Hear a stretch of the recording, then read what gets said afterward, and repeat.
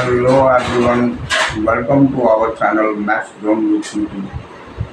Today I want to explain the business organization. The code of this is ECO01. So I want to explain this business organization today. The first chapter is basic concept of business organization. Okay, then let's start. तो आइए अब हम शुरू होते हैं। तो basic concept of business organisation में at first we want to know what is business organisation. तो business organisation is an entity which is commercial, in commercial, industrial and professional activities with the aim of generating revenue and profit. ये business से related है और business organisation भी हमें यही बताती है कि ये एक ऐसी एंटिटी है जो हमारी commercial, industrial and professional activity which is known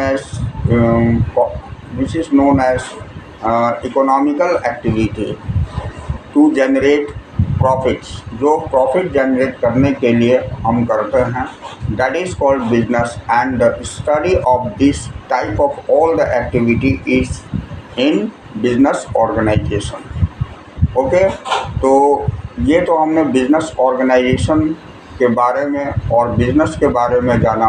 अब now essential feature of business, महत्वपूर्ण फीचर यानी इसके जो तथ्य होते हैं, फीचर्स होते हैं बिजनेस के, वो मैं आपको यहाँ दिखाता हूँ।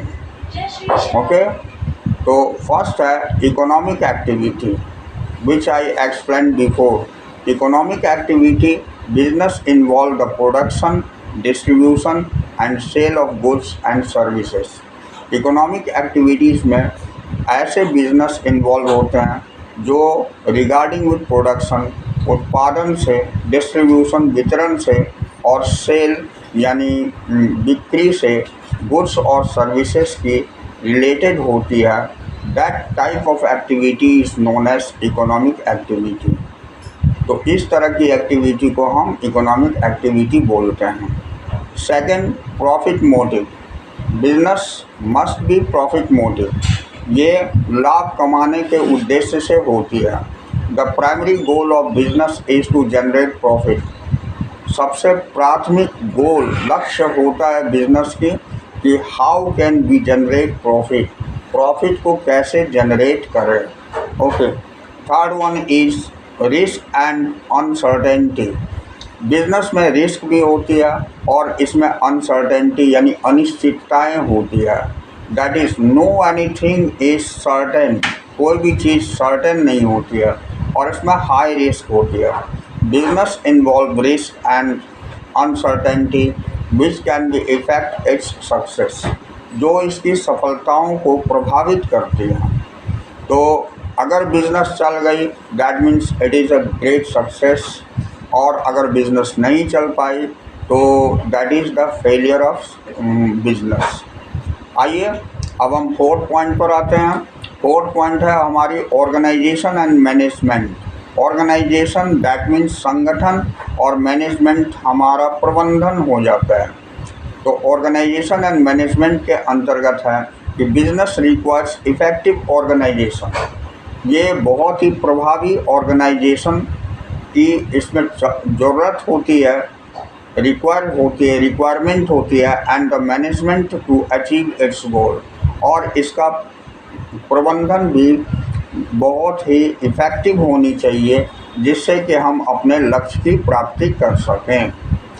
Now fifth one is customers and clients. Business में कस्टमर्स एंड क्लाइंट्स ये भी एक इम्पॉर्टेंट फीचर है, इसेंशियल फीचर है कि कस्टमर का होना या क्लाइंट का होना बिजनेस में अति आवश्यक है। Business relies on customers, business customers पर रियलाइज करता है, दैट मीन्स विश्वास करता है, एंड क्लाइंट्स पर भी, to purchase its goods and services, जो इसके गुड्स और सर्विसेज को परचेज करता है। सिक्स्थ पॉइंट है हमारी कंपटीशन। बिजनेस में कंपटीशन होती है और कंपटीशन ये भी बहुत ज़रूरी है, क्योंकि तभी कोई भी प्रोडक्ट की क्वालिटी में इम्प्रूवमेंट होती है या किसी भी बिज़नेस में इम्प्रूवमेंट होती है, उसके सिस्टम में इम्प्रूवमेंट होती है, उसके डेवलपमेंट में इम्प्रूवमेंट होती है। तो इसलिए competition is very essential feature. अब आइए, बिजनेस ऑपरेट्स ए कॉम्पिटिटिव इन्वायरमेंट। ये एक कॉम्पिटिटिव इन्वायरमेंट ऑपरेट करता है विच डेराइव्स इनोवेशंस एंड इम्प्रूवमेंट, जो मैं बताया, जो कि डेराइव करता है इनोवेशन यानी नए नए आइडियाज़ की, एंड इम्प्रूवमेंट यानी डेवलपमेंट की। अब आइए हम आगे आते हैं, ऑब्जेक्टिव्स ऑफ बिजनेस।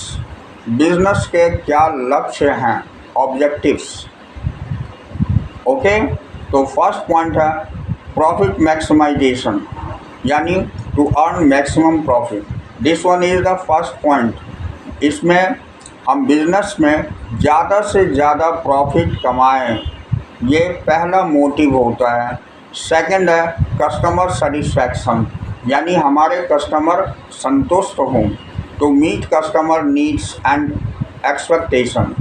इसमें बिजनेस में होता है कि कस्टमर की जो नीड है उसको पूरा करना और उसकी एक्सपेक्टेशंस को भी पूरा करना, ये कस्टमर सेटिस्फैक्शन कहलाती है। This one is also very important business objectives. And third one is market share.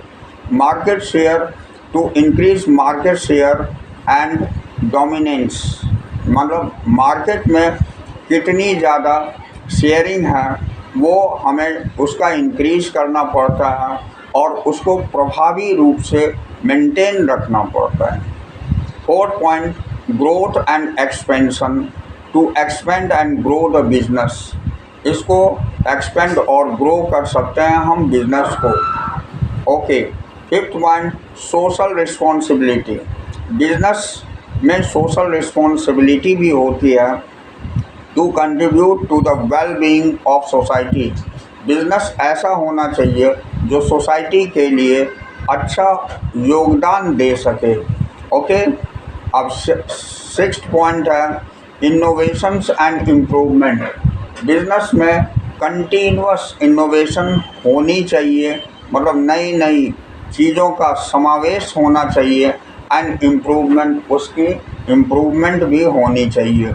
To innovate the improve products, services and process. इसमें हम प्रोडक्ट्स को भी इनोवेट कर सकते हैं या इम्प्रूव कर सकते हैं, सर्विसेज को भी कर सकते हैं, एंड बिजनेस प्रोसेस को भी कर सकते हैं, और ये सारी होनी चाहिए बिजनेस में। Okay, and seven point is survival and stability. तो to ensure the long term survival, business लंबे समय तक सर्वाइव करने वाला होना चाहिए, and stability of business, business की स्टेबिलिटी होनी चाहिए। In this way we have studied the objective of business. This one is first topic has been completed here. The next topic is difference between profession, business and employment. अब हम next topic पढ़ेंगे difference profession में, business में और employment में क्या क्या differences है। तो आइए सबसे पहले हम जानते हैं प्रोफेशन के बारे में। प्रोफेशन इज रिगार्डिंग विद पेशा, जिसे हिंदी से हम पेशा बोलते हैं।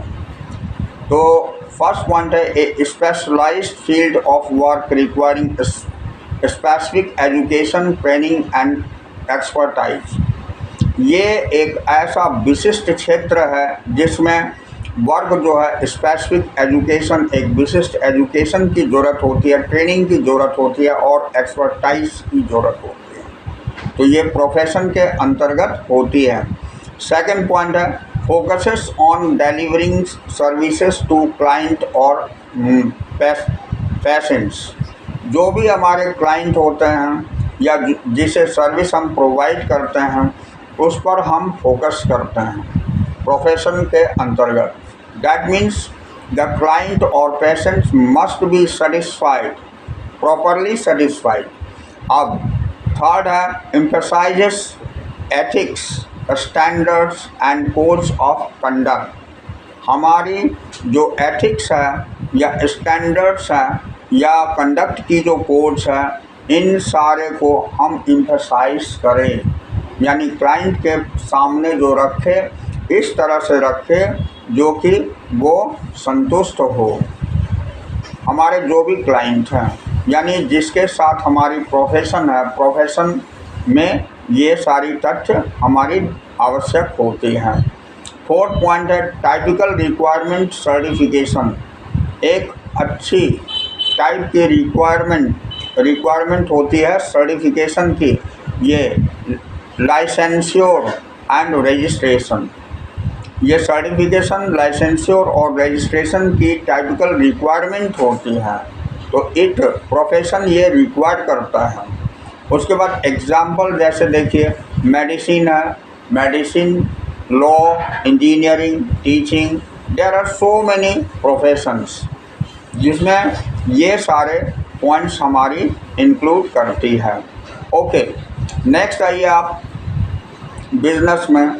तो बिजनेस में हमारी है, बिजनेस हम किसे कहते हैं, इसके भी 5 पॉइंट्स में इसे इलस्ट्रेट किया गया है। एन ऑर्गेनाइजेशन और एंटिटी, ये एक ऐसा संगठन है एंगेज्ड इन कॉमर्शियल, जो कि वाणिज्यिक, इंडस्ट्रियल यानी इंडस्ट्री से रिलेटेड, एंड प्रोफेशनल यानी पेशे से रिलेटेड एक्टिविटीज़ को ऑर्गेनाइज करता है। ठीक है। तो दूसरा है aim to generate profits by producing and selling goods and services. इसका मुख्य उद्देश्य प्रॉफिट को जनरेट करना है बाय प्रोड्यूसिंग यानी प्रोडक्ट के द्वारा, और सेल करके किसी भी गुड्स और सर्विसेज को। उसके बाद थर्ड पॉइंट है इन्वॉल्व्स मैनेजमेंट। इसमें मैनेजमेंट की इन्वॉल्वमेंट होती है, मार्केटिंग की इन्वॉल्वमेंट होती है, फाइनेंस की इन्वॉल्वमेंट होती है, and operations, how can it operate, मतलब कैसे चलेगा उसकी भी इन्वॉल्वमेंट होती है। तो can be own by individuals, ये किसी एक के द्वारा भी चलाया जा सकता है, पार्टनरशिप में भी चलाया जा सकता है, एंड कोऑपरेशन, और कोऑपरेशन के द्वारा भी चलाया जा सकता है। That means we can say business must be individual, partnership and cooperation, and there are so many types of all the businesses which we explain in next topic. Okay, अब fifth point examples इसके हैं, जैसे retail stores, manufacturing companies and restaurants.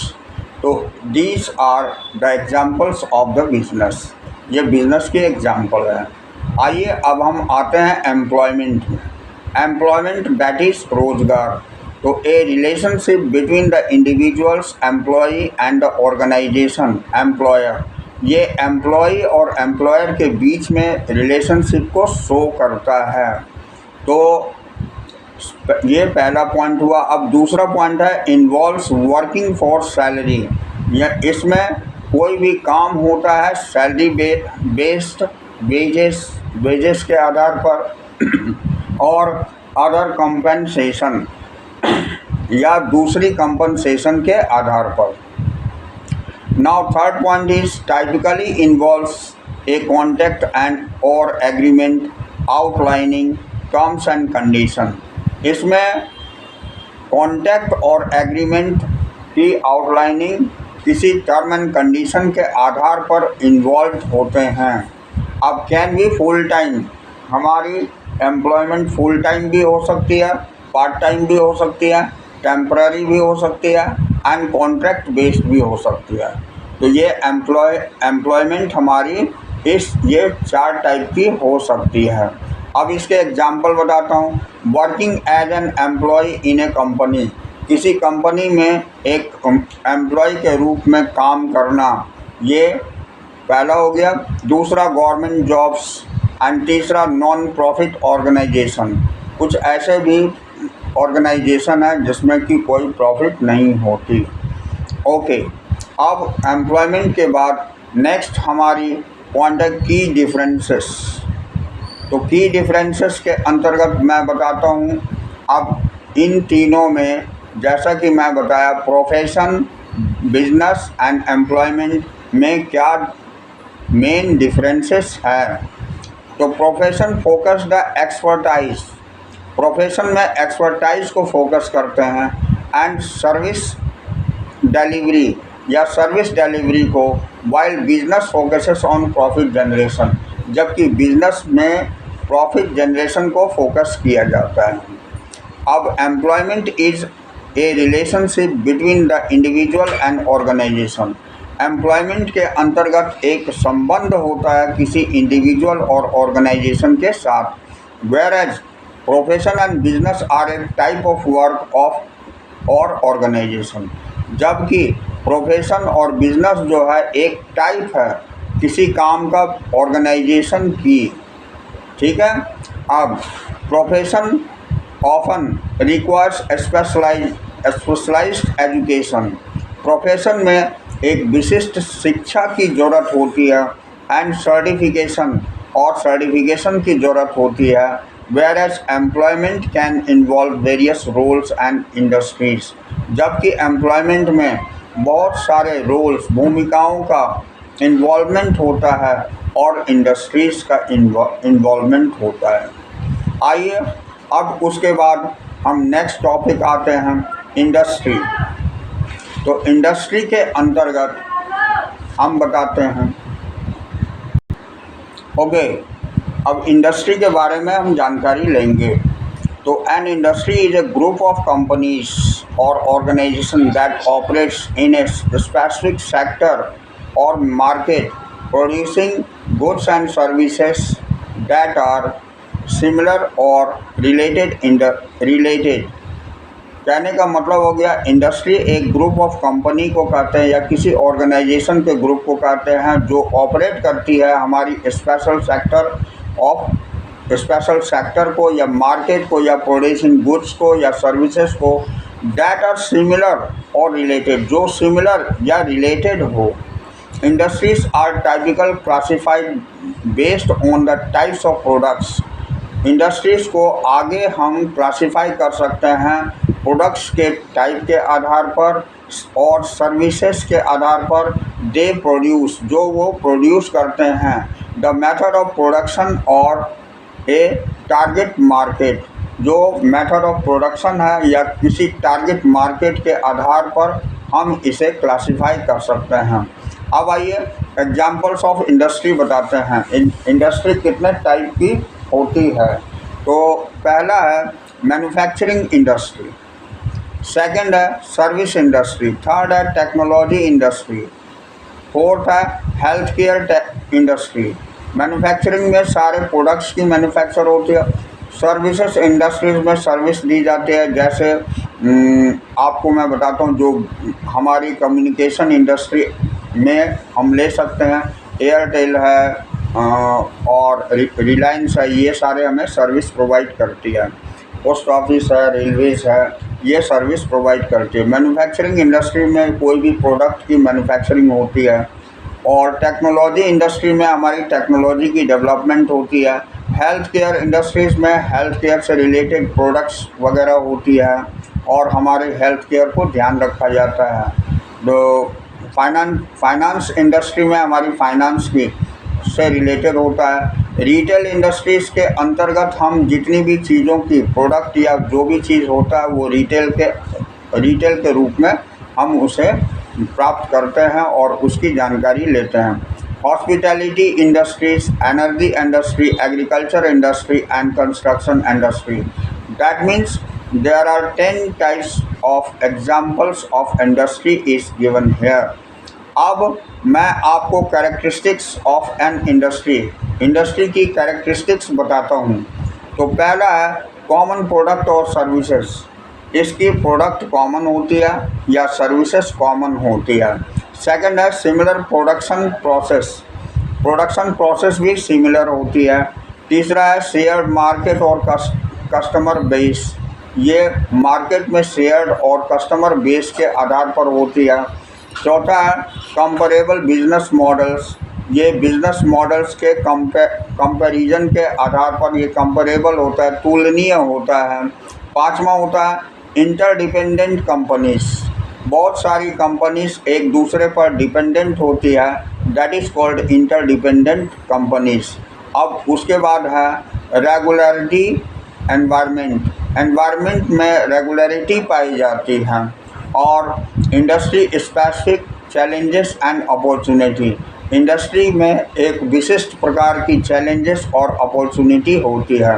तो in this way we have seen the characteristics of an industry. Now, industrial classification system. Industry classification system कौन कौन सी होती है? तो पहला है NAICS, जिसको हम North American industry classification system पढ़ते हैं। दूसरा है SIC यानी स्टैंडर्ड इंडस्ट्रियल क्लासिफिकेशन। एंड तीसरा ISIC that is international standard industrial classification. तो ये 3 तरह की होती है। तो that's all this point. Now we will come in the next point, that is commerce. अब कॉमर्स क्या है इसके बारे में हम जानकारी लेंगे। तो free flowing exchange of goods and services between business, business में गुड्स और सर्विसेज जो फ्री फ्लो करे वो हमारी कॉमर्स है। ऑर्गेनाइजेशन यानी संगठन के अंतर्गत and individual is known as commerce, मतलब ऑर्गेनाइजेशन के अंतर्गत, बिजनेस के अंतर्गत या किसी इंडिविजुअल के द्वारा free flow of goods and services की होती है, उसे हम कॉमर्स बोलते हैं। अब it involves the buying and selling of products, इसमें किसी भी प्रोडक्ट की खरीद और बिक्री इन्वॉल्व होती है, as well as the facilitations of trade through various channels, या इसमें बहुत सारी चैनल के द्वारा ट्रेड्स का जो है फैसिलिटेशंस भी पाई जाती है, फैसिलिटी पाई जाती है। ओके, अब क्लासिफिकेशन ऑफ कॉमर्स मैं बताता हूँ। पहला पॉइंट है हमारी ट्रेड कॉमर्स। जो ट्रेड कॉमर्स होता है वो buying and selling of goods and services पर डिपेंड करता है, यानी किसी भी गुड्स की या सर्विसेज की खरीद बिक्री पर डिपेंड करता है। एग्जाम्पल है retail stores and wholesale markets, ये हमारा एग्जाम्पल है इसका। दूसरा है एड कॉमर्स, तो इसमें facilitating trade through auxiliary services, इसमें कुछ ऑक्सिलरी बेसिक सर्विसेज दी जाती है, जैसे एग्जाम्पल में बैंकिंग है, इंश्योरेंस है, ट्रांसपोर्टेशन है, तो ये एड कॉमर्स के अंतर्गत आती है। नेक्स्ट है हमारा international commerce, trade between different countries, जो ट्रेड हमारी अलग अलग देशों में होती है वो हमारी इंटरनेशनल कॉमर्स कहलाती है। जैसे एग्जांपल है importing electronics from China, China से अगर हम कोई इलेक्ट्रॉनिक्स का इंपोर्ट करते हैं तो इसमें हमारी इंडिया और चाइना के बीच में, दो कंट्री के बीच में बिजनेस हो गई, तो this type of commerce is known as international commerce. अब exporting wheat to Egypt, import export from one country to another country, इसके एग्जाम्पल हो सकते हैं। ठीक है, अब आए home trade. Home within a country's border, home होती है कि एक ट्रेड, ऐसा ट्रेड जो कि एक देश के अंतर्गत होती है, उसको हम होम ट्रेड बोलते हैं। एग्जाम्पल है buying groceries from A local store, जैसे हम कुछ घरेलू ग्रॉसरीज को खरीदते हैं लोकल स्टोर से, तो ये होम ट्रेड के अंतर्गत आएगी। Selling products online with in the country, selling product करते हैं हम online with in the country, किसी कंट्री के अंतर्गत, तो ये भी हमारी होम ट्रेड में आती है। अब फॉरेन ट्रेड हम पढ़ते हैं, तो foreign trade between a country and other countries, foreign trade होता है एक कंट्री से दूसरे कंट्री के अंतर्गत जो ट्रेड होती है वो फॉरेन ट्रेड कहलाती है।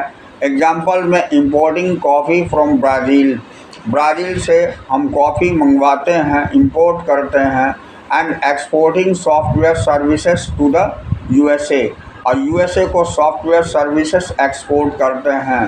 तो this one is also known as foreign trade और इंटरनेशनल ट्रेड के अंतर्गत भी ये आती है। आइए अब entrepot trade, trade where goods and imported from export to another country. ये इंटरपोर्ट हम कहते हैं किसी देश से हम कोई किसी गुड्स को मंगवा करके किसी अन्य देश में उसे एक्सपोर्ट कर देते हैं। तो इस तरह की ट्रेड हमारी इंटरपोर्ट ट्रेड कहलाती है। जैसे एग्जांपल में importing raw materials, processing and exporting finished goods.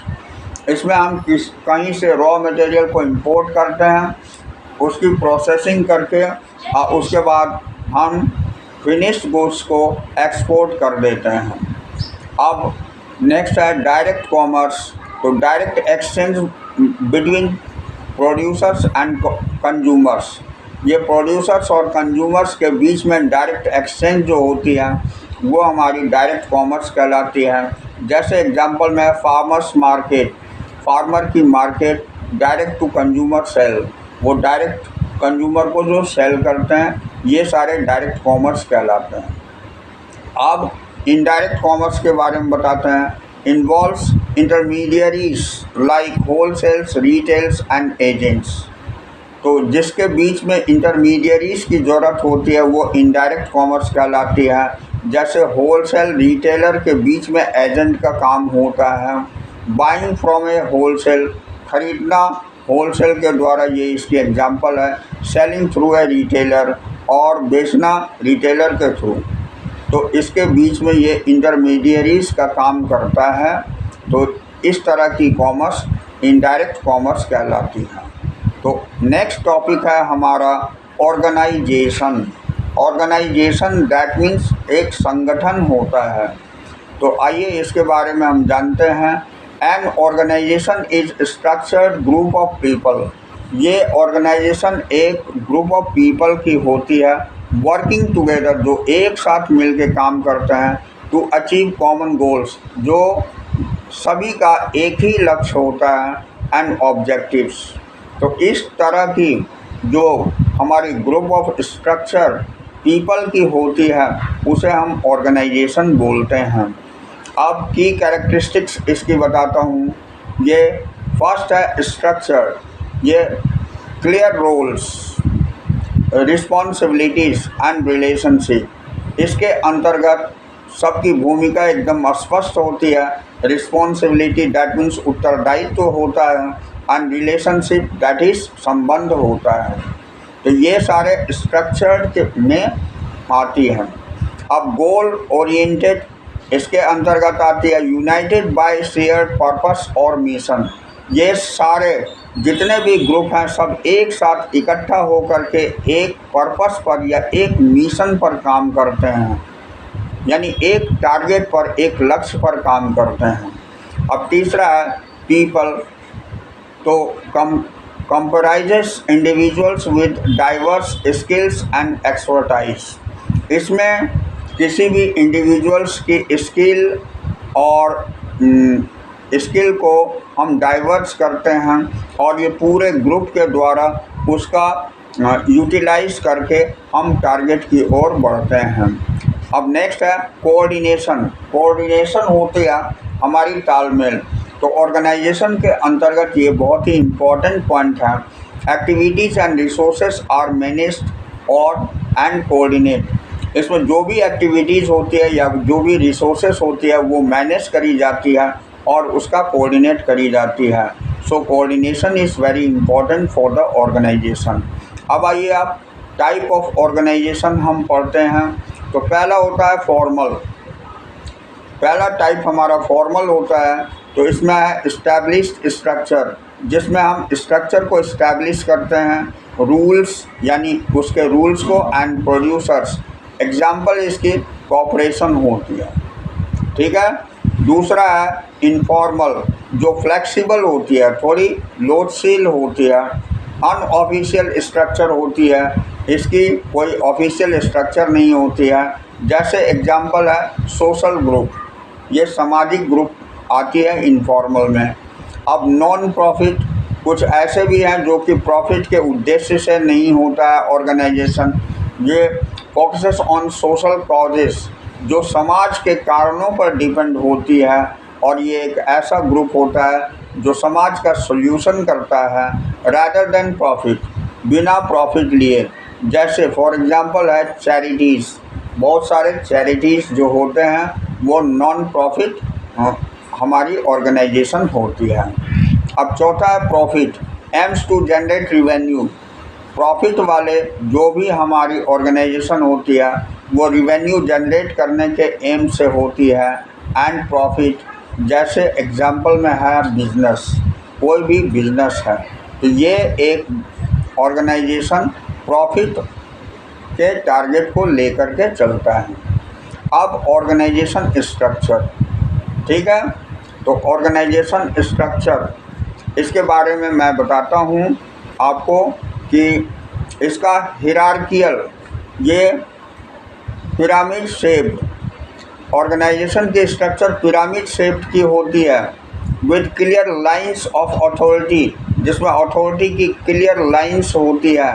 दूसरा फ्लैट होता है, ये मिनिमल लेयर्स होती है, इसकी कम से कम लेयर होती है with a focus to team work, जो टीम वर्क पर फोकस होती है। एंड कोलैबोरेशन, कोलैबोरेशन एक दूसरे के कोलैबोरेट करने पर डिपेंड होती है। थर्ड है matrix, combination of functional and project based structure. इसमें फंक्शनल और प्रोजेक्ट बेस्ड स्ट्रक्चर की कॉम्बिनेशन होती है मैट्रिक्स के अंतर्गत। चौथा है नेटवर्क, ये डिसेंट्रलाइज होती है, विकेंद्रीकृत होता है with interconnected teams and partners. ये एक दूसरे से टीम और पार्टनर से संबंधित होती है, इंटरकनेक्टेड होती है, एक दूसरे से जुड़ा हुआ होता है। अब ऑर्गेनाइजेशन फंक्शन हम पढ़ते हैं, तो पहला है प्लानिंग, सेटिंग गोल्स। इसमें प्लानिंग किया जाता है। सबसे पहला फंक्शन ये है कि कोई भी गोल को सेट किया जाता है या ऑब्जेक्टिव्स को सेट किया जाता है या किसी टारगेट या स्ट्रैटेजीज को सेट किया जाता है। दूसरा है ऑर्गेनाइजिंग, उसके बाद एलोकेटिंग रिसोर्सेस, रिसोर्स एलोकेट करके या असाइनिंग टास्क दे करके उसको ऑर्गेनाइज करते हैं। तीसरा है लीडिंग, लीडिंग में होता है guiding, motivating and directing individuals. इसमें गाइड करना होता है या मोटिवेट करना होता है या किसी भी इंडिविजुअल को डायरेक्ट करना, निर्देशित करना होता है। और चौथा पॉइंट है कंट्रोलिंग, कंट्रोलिंग में आता है monitoring, evaluating and correcting performance. इसके द्वारा कंट्रोल करी जाती है, किसी भी ऑर्गेनाइजेशन को मॉनिटर किया जाता है, इवैल्यूएट किया जाता है और इसकी परफॉर्मेंस को करेक्ट किया जाता है। तो in this way we have completed here several topics. Okay, then we will cover the next topic on the next class or next video. That's all for today.